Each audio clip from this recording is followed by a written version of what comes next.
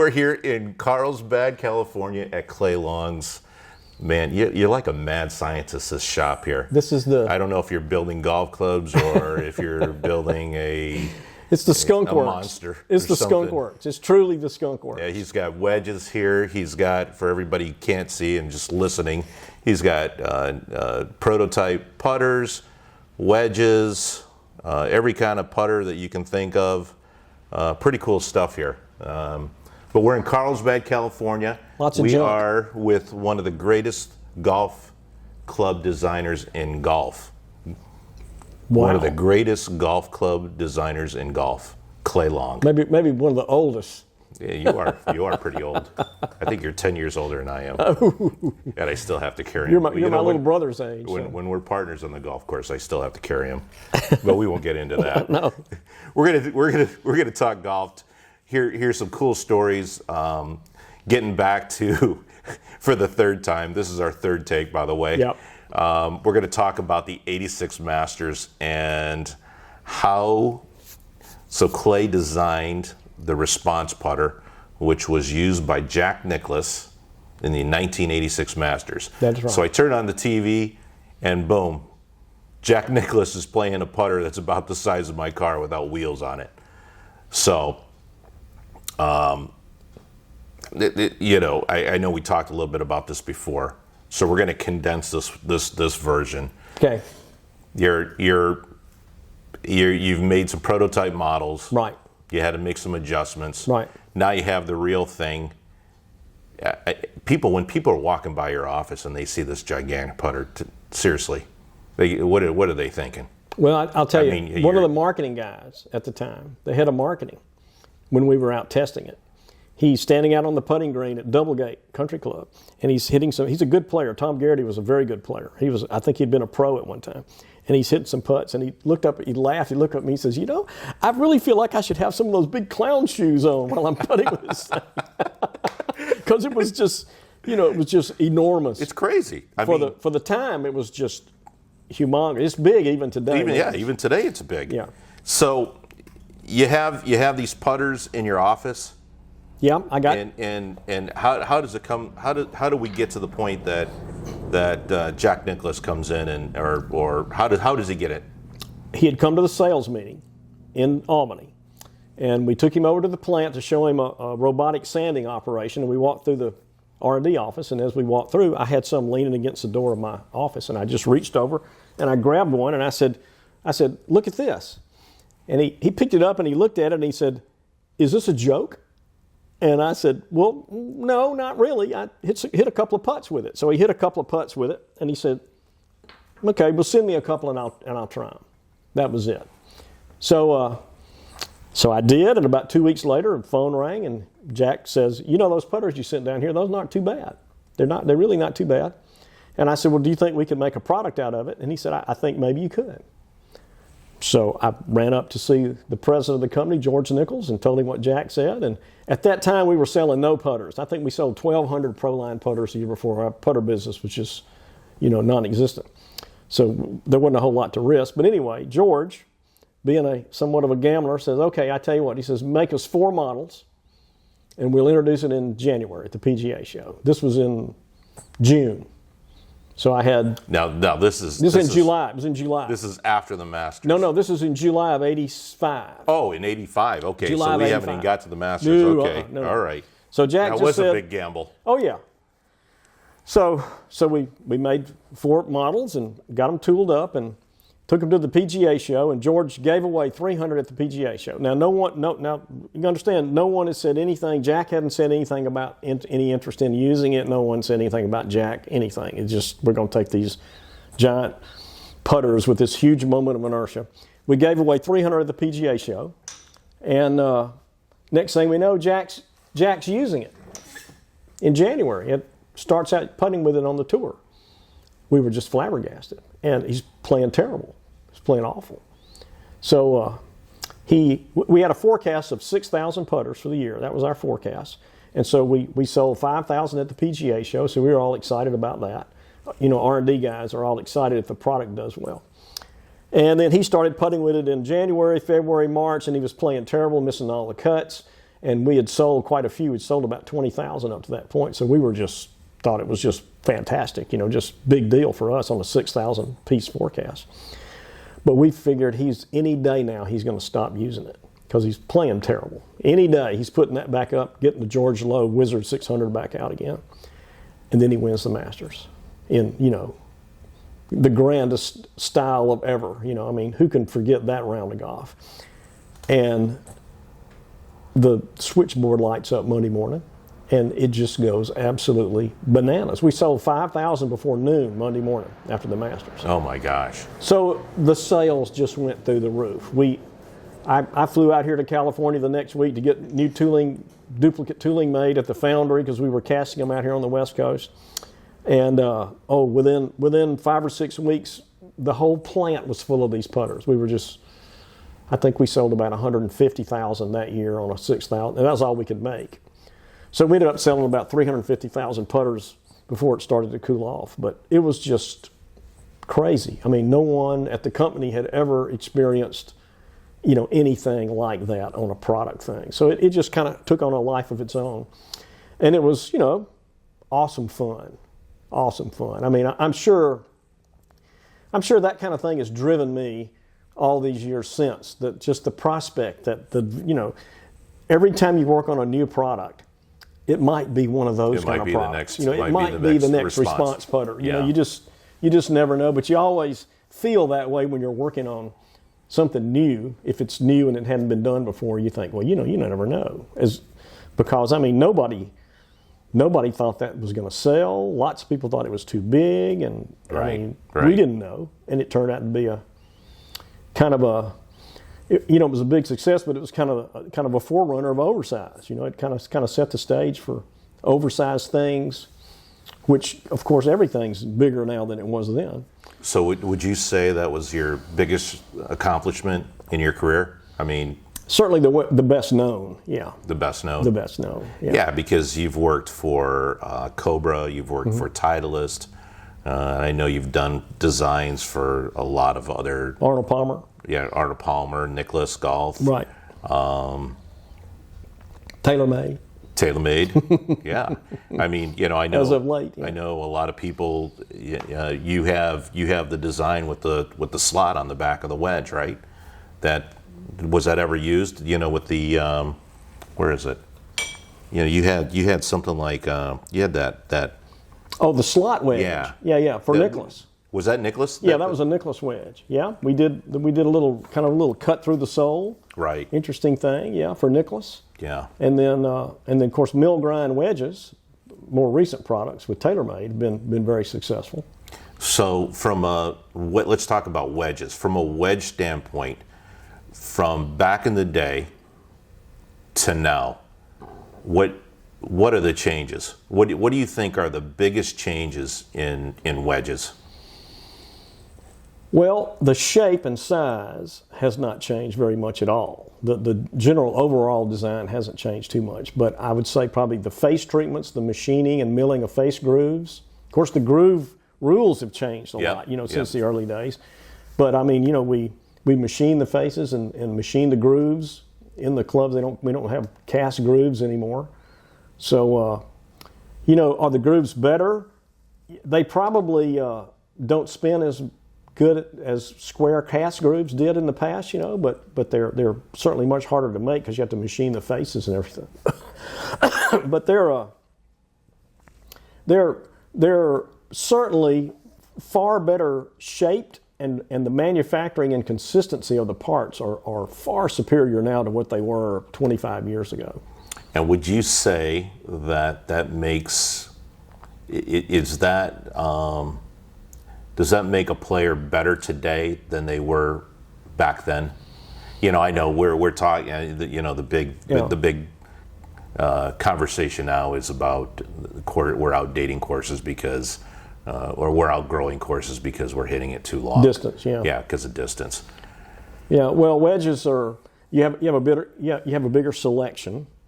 We offer like lots of different sole grinds and things like that, so that an individual can kind of tailor his style and technique to the club.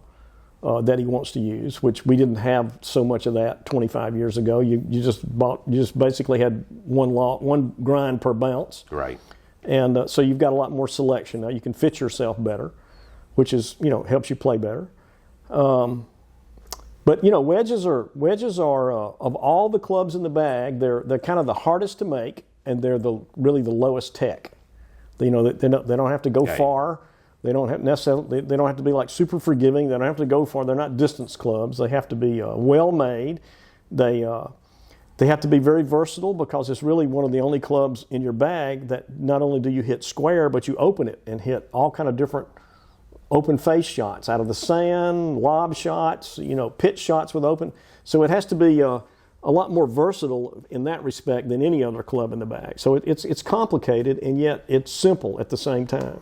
And designing it, putting all the geometry together and getting a really pretty shape, and then having it manufactured to maintain all those little details is really one of the most difficult clubs in the bag to have made well, to design well and make well, even though it's pretty simple part all in all. Well, I know you know your stuff when it comes to wedges and it comes to putters, because I sit here and watch you design, and it's complicated.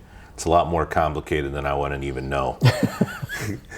But so Clay, we're with Claylong. Claylong is probably one of the best designers, but yet maybe not the most known designers. And just because you might not have a brand behind you, you really are making some of the. I'm gonna plug you here a little bit. I don't want this to turn into an infomercial, but but you are here making. It's a boutique shop, and you're making some of the best wedges, some of the best putters in the world, and really not that many people know about you. Well, that's true. Not much marketing. I've been inside and outside of some of the manufacturers here. So when I'm inside, I'm just doing their stuff and promoting their products. I'm not doing my own personal stuff. Yeah. But the way I've gotten some of that business is by people looking at some of the stuff that I've done here. Sure. Just for myself, just to do it because I want to do it. To make a nice wedge because I can, or I have time to do it. But no, marketing is not my strong suit. That is, you and I have laughed about that many times about the marketing of it. But I'm really I'm a product guy. I'm a product guy. Yeah, engineers are always product guys are always the toughest guys to work with from a marketing and sales standpoint. Right. Because they know everything.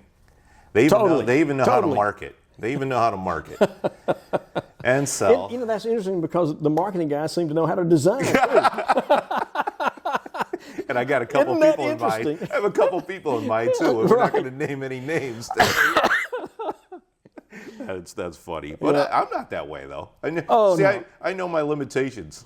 I forget. I stop. I was working at some company, and I remember we were going around about the marketing guy coming down in R&D and wanting to get something done or tell the guys what to do. And I walked up and I said, "Listen, I don't come up and read and edit your copy, so please don't come down here and try to mess with the product if you don't mind." So what are you working on? What's going on? What do you think is unique with your putters right now? I don't know what this is right here. Oh, these are that looks really good. This is just some cool stuff that I made. This was a mistake. This was something that turned into a big mess. It made about a half a dozen really cool parts. It had good intentions. I was going to make a carbon steel head with a stainless insert, and I was going to black oxide the whole thing, and the black oxide won't stick to stainless. Right. And I was going to weld the inserts in, and then I find out after I start this project that I can't weld them. They have to be sealed in there, or the stuff from the black oxide gets in there and leaches out. So I ended up silver soldering the inserts in, which it's just a messy thing, and it turned into a big mess. And I was going to make like 25 of these, and I ended up getting about 6 or 8 that came out. And now it looks really good. But it's really cool because it's got a silver insert. This one has a stainless steel neck welded on it.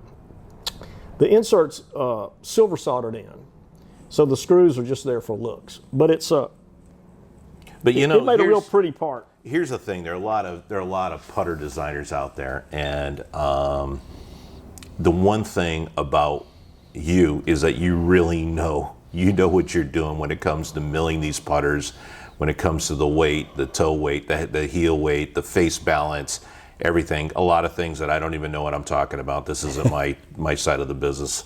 Obviously, VA shafts is my business and is the #1 shaft in the world. So there we go. Yeah. But really cool stuff. And what's next? What do you got going that's kind of unique?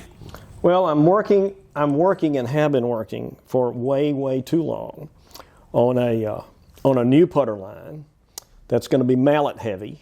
My first putter line that I did for myself back in 2001 was blade heavy because we were selling mostly blades then, but the market's completely changed in that amount of time. So I decided I would build a new putter line and make it mallet heavy and do some new mallets. And in the process, I have this new insert design that I'm going to put in them that's a little kind of a unique design. It puts a little tumbling roll on the ball. It's got an all metal face, so it doesn't have grooves or slots or So it's not things. It's not an insert material. It's just No. It's just the design that you're basically milling on the face of the putter. It actually is a biomaterial insert. It's part stainless and part urethane, but only the stainless contacts the ball. So it's not like layered or it's not like louvered, like grooves and plastic and all that. So only the metal hits the ball like a fully milled putter. It has a solid metal face, and so this has a solid metal face also. But it's configured where it has a nice soft feel, and it actually takes some backspin off the ball. It actually does something to the roll of the ball. So I'm kind of excited about getting that all finished and documented and that. And I'm gonna hopefully put it in a line of putters where I have maybe 3-4 mallets and 2 blades, which is kind of about the right mix for the mallet. And so anyway, that's what I've been tinkering around. I don't know whether I'm going to sell it to somebody or make it and sell it myself or what I'm doing, but that's one of the nice things about being in here with all the tools you need to make something. You can do everything. If you have an idea and you want to make it and try it, then you can do that. And sometimes you make it and it doesn't work. Yeah. And you have to do something else or modify it. So we always talk about custom fitting on podcasts, and it has a lot to do with my business with the graphite shaft business. Right. And I know you've designed some of the best wood heads as well in the world, and fairway woods, and you name it, you've designed it all. What's your opinion on, we always talk about people are listening, thinking about getting custom fit. Mm-hmm. And what are your thoughts from being a good player? I know you shot 63 and you put 63 on your putter, just slightly vain, but the whole model became model 63. Do I have to have a putter with 63 on it? Everybody should have one of these, don't you think? Everyone should have a model 63. I'll buy one if I can shoot 63 with it. Sure. That wasn't planned, but you know how it is. Yeah, that's a pretty good number there. When opportunity knocks. So tell me your thoughts on custom fitting. Well, I would think that anybody that's going to go out and buy new golf clubs should have them fit. Should have them a knowledgeable PGA pro or a custom fitting person, in a facility that does that, should have somebody go through and take a look at the specifications they need and make sure that their driver has the right loft and set up for them and that they have the right shaft, particularly in the woods, the right shafts for their swing speed and their action. It's kind of a waste of money not to. Drivers, for the most part, are highly adjustable these days. And I mean, you can take a driver and you can go from not being able to hit it at all to hitting it wonderfully by having it adjusted properly for your swing and shaft flexibility, weight, and all those things, that that you're so heavily into. It's vitally important, and you're really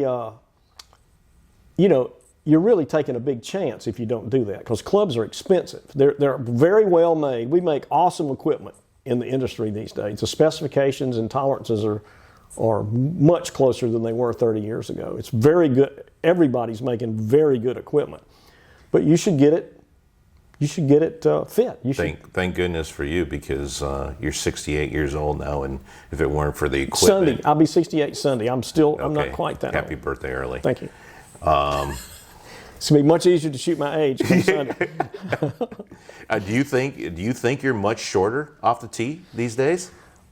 Well, I would say that when I'm healthy, when my back's not hurting or something like that, That's always the first thing to go. It seems like, is the back. Yeah. That's right. I go up and down with that, but I would say I'm no shorter than I was when I was 35. Really. Now the equipment's different. The ball is longer. The drivers are bigger and have flexible. There's all kind of technological things that have helped me kind of stay even. But I still hit a 7-iron 150 yards just like I used to when I was 30, 35. It's stronger. The 7-iron is stronger and got a lighter weight shaft in it now. Yeah. See, I go my 8-iron. I want my 8-iron to go 150. I was never that long with a 7-iron. I mean, with an 8-iron. So I'm actually hitting long irons further than I used to. Now they're longer and they're stronger and all that. I end with a 4-iron now. I used to carry, we used to carry 2-iron. Yeah. But I can now hit the 4-iron. Everyone had a ping 1-iron. That's right. I hit the 4-iron now the same distance I used to hit a 2-iron, except it's higher and it's a lot more playable. And the driving iron's back now, right? I mean, a lot of these driving irons, is that like a 2? Is that really a 2-iron, or is that? It's not really a 1-iron, is it? No, not a 1-iron, really. I mean a 1-iron. The loft on a 1-iron was like 18 degrees or something like that. So really the sets have been kind of renumbered.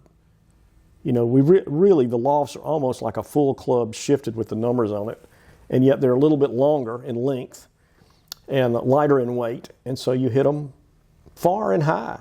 But it's great, and the ball, of course, goes a lot further than it used to, certainly with a driver. So distance-wise, except for having to play lengthened golf courses, I'd be fine. Even at 67, I'd be fine. I mean, I can still play 7,000 yards, but at 73 or 4 is no fun for me. I mean, that's too long for me to play nowadays. Yeah. But I couldn't play that long when I was 30. I couldn't. That would have been. All I can say is when we're partners, I always have to carry you. So that's true. I don't know. I don't know what else to say. Well, we've won like what? About everything. 50% of the time. About everything we get into. we need to get into some more. We need to play some senior events. Yeah, that's what we need to be in. Exactly. Play with people our own age. I need to. Really. I need to slow down on the working. So it's hard to do. Yeah. Even I have a hard time tearing myself away from this. To go hit some balls or do something. We try to play Friday afternoon now, and I try to make myself leave about noon and go play Friday afternoon. But sometimes it's hard. Sometimes I get involved and engrossed in doing something, and I just want to stay with it. How many times do you change putters when you're every round? Are you sticking with one putter, or are you going? It's like me. Every time I go out, I have a new driver and a new shaft. I used to never change. Even working in the industry and working in R&D, I used to never change. I just used the same thing all the time. I find myself nowadays tinkering a lot with putters because I can whip up something here or make something in the morning, go try it in the afternoon. That and the fact that I haven't been putting very well, so you know how that is. Yeah. So I'm kind of searching, but I change more than I used to. I'm not quite as superstitious about it as I used to be. I used to, when I was putting good, I was like, it's all this putter, Now it's. When you said the superstitious, I was thinking about when we were playing Palma Valley, and somebody's wife was on the green. What were they saying to you? Tell me how fast the green was. Oh, it's really fast. It's really as you fast. as you leave it halfway to the hole. And you're like, I don't need you to tell me anything about the green. Please keep that to yourself. All right. Funny. So if somebody wants to, we're not going to name any names. If somebody wants to find you, what is it? Roll Your Ball? Is there still rollyourball.com? Rollyourball.com is still, the website is a little That's dilapidated. an easy one. Rollyourball.com. Yeah, you would think you could remember It's that. kind of goofy, but that's an engineer trying to be a marketing guy. There you go. Right? There you go. We could have. It couldn't have been claylong.com. Well, who would know what that's about, right? Actually, just for marketing purposes, you can type in claylong.com, claylonggolf.com, claylongputters.com. Oh, so you got a little smart. claylongdesign.com, and it'll all go to rollyourball.com. Wow, so you got smart and you held You those don't have domains. to be right. You don't have to be. Look at that, engineer holding domains. You don't have to be that clever to find me. Well, I had to get up at 2:00 in the morning just to fly all the way to LAX, drive down to Carlsbad just to see you and do a podcast. Not really.